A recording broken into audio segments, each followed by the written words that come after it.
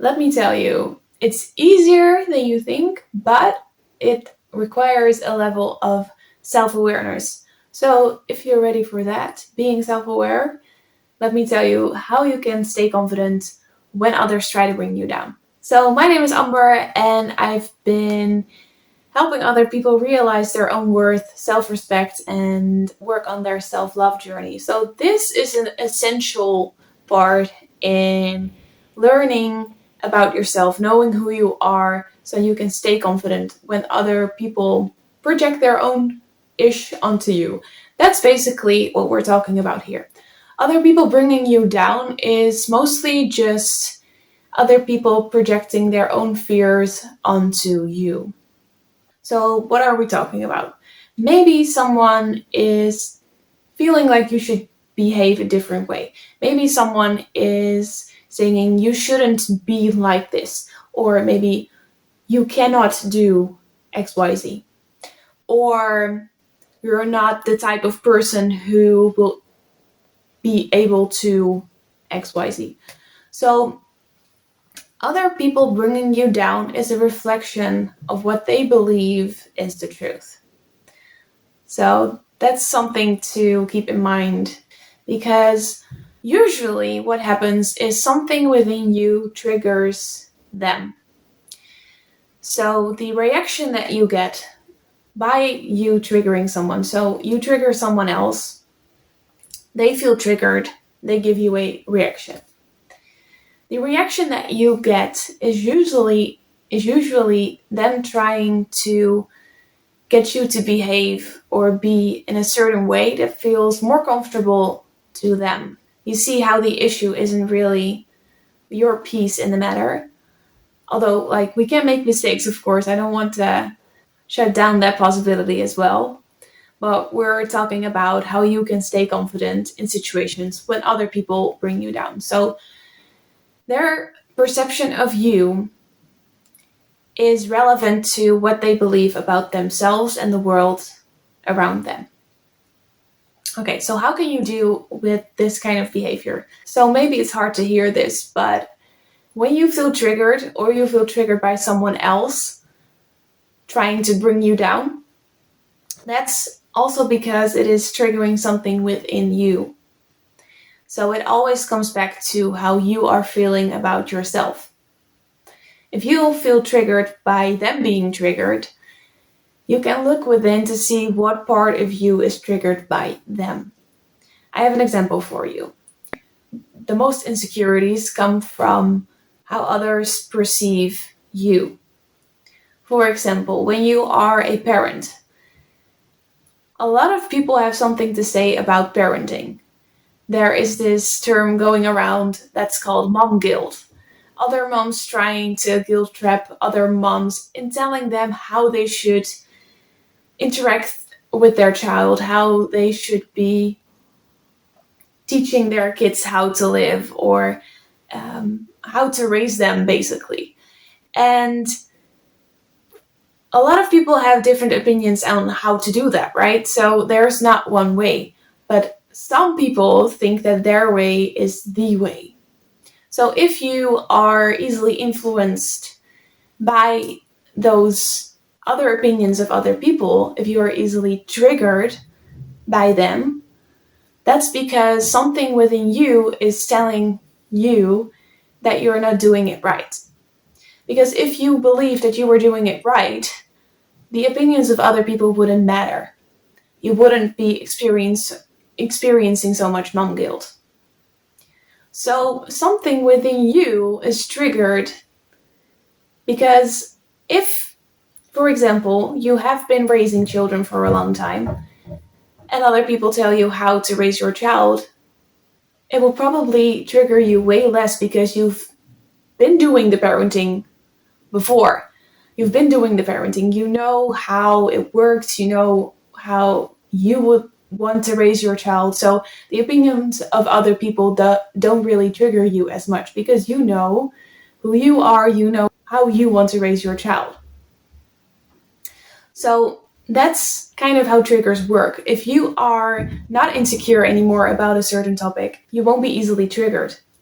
So something within you is the reason for you being triggered or not. If you are triggered, it is actually because you feel insecure within yourself about something. This also is the case for other people triggering you. So if someone else is triggered by you and therefore has something to say about your life, that's because you are triggering them within their own insecurities. For example, when someone has been told their whole life that they should be realistic, that they shouldn't dream so big, that what their dreams are not really possible because maybe their parents are telling them something like that because they have seen other people try and fail. So they want to protect their child in telling them that it's not possible and they shouldn't risk their life trying to create their dream life. So that kid is going to internalize that and think that when people are dreaming big or are chasing their dreams, that that is something wrong or it's not responsible or whatever, because that is what they have been told. It doesn't necessarily mean that that's the truth, but that's because they have seen other people projecting their own fears onto them, and so that becomes a belief. So when someone is telling you that you should not dream big or you shouldn't go for what you actually want, it's not because you're not capable of realizing your dreams, it's because their fears are now projected onto you, because that's what someone else has learned about dreaming big. It doesn't necessarily says anything about you. Maybe you feel triggered by it because now you don't really feel like they see you because they don't want to understand your dreams or see your capability in realizing your dreams. It has nothing to do with you. It has everything to do by the fears of the other person. They're projecting their fears onto you. So what can you do about this? Understanding that when other people are triggered by you, they see something within you that they haven't healed within themselves, which with this example might be that they would really actually want to chase their dreams, but they don't feel like it's possible for them. And you are now this person trying it and maybe succeeding, that is really that can be really triggering for someone because they see something that they would really want to have for themselves as well. So that's a trigger. That's a trigger within them. So if you can see this for what it is and have compassion for the other person's trigger, for someone that hasn't dealt with this trigger within them, you can realize that it's not so much about you, but it's more about their own past, their own beliefs, their own triggers that they have not healed from yet. And this can happen in various ways. These are just some examples. So there are a lot of triggers that you can have, and we have triggers ourselves as well. So one easy example that I can give you is jealousy.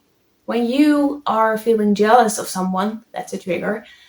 You are triggered by someone else having something that you would like, but you're not really feeling like it's possible for you.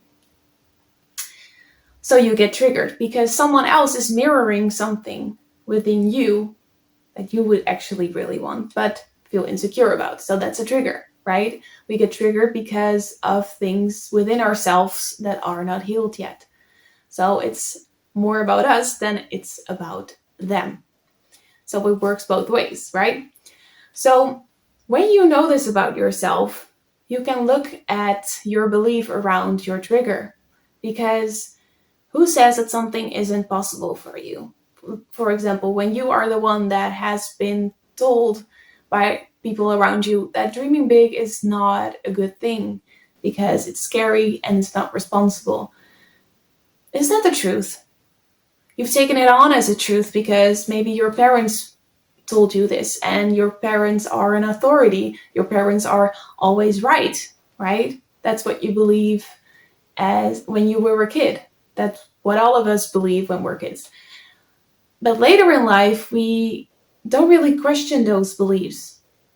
And when you look into your beliefs, what you believe about yourself, what you believe about others, how they should be, or how they should live, if you begin to question what you believe around those topics, you will figure out that it's not necessarily the truth. It's just a projection of what you have been told.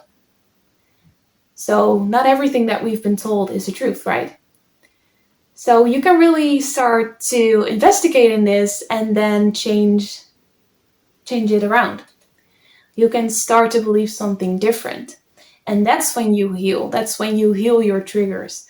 So it's not to say that some dreams are unrealistic or won't require a lot of risk to chase your dreams. I'm not saying that it's easy, but there are a lot of people who have been chasing their dreams and then making them a reality.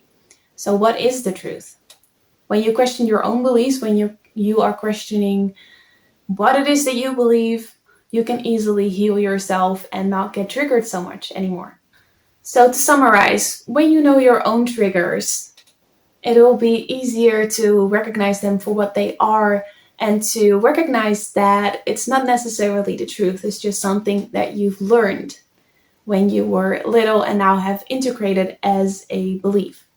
This also has to do with others projecting their own triggers onto you. When you can recognize this for what it is, and you know that it's not so much about you, but an unhealed trigger within someone else, you can easily just leave it with them and focus on what you believe to be true about yourself. So the third thing is, if you have a clear understanding of a sense of self, of knowing who you are, respecting who you are, respecting your needs, knowing what your needs are by tuning in, listening to yourself, and healing those things that are not healed. So giving yourself what you need in order to heal yourself. That will help you not get swayed by other people to behave in a certain way that they need from you, because you can easily recognize what you need from you. When we are following what other people need from us, we're not being authentic to ourselves, and we will get lost in their needs instead of following our own needs and creating our dream life, because that's what we want, right? We want to do what makes us happy and realize our dreams. So when you have a strong sense of self, you won't be easily swayed to behave in a certain way that other people ask from us. And I hope this video has helped you realize that what other people need from us is usually us behaving in a way that won't get them triggered. But it's not your job to not trigger someone, because we are mirrors to each other all the freaking time. We are always mirroring stuff towards each other that can be triggering, because we all have our own insecurities, and it's not possible to not trigger other people. So you are not obligated to behave in a way that doesn't trigger someone.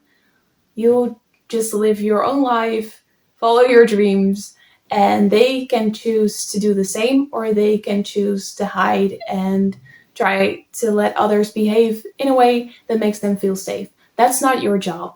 Your only job is to make yourself happy and to not hurt other people. So I hope this helped you feel more safe within yourself, to choose for what you need and to understand people better and have more compassion for them as well. If you like what you saw, maybe consider subscribing to this channel. I will be talking more about self-love, self-respect, leadership, and creating a life for yourself that is wilder than your wildest dreams. I hope you have a great day, and I hope to see you in my next video.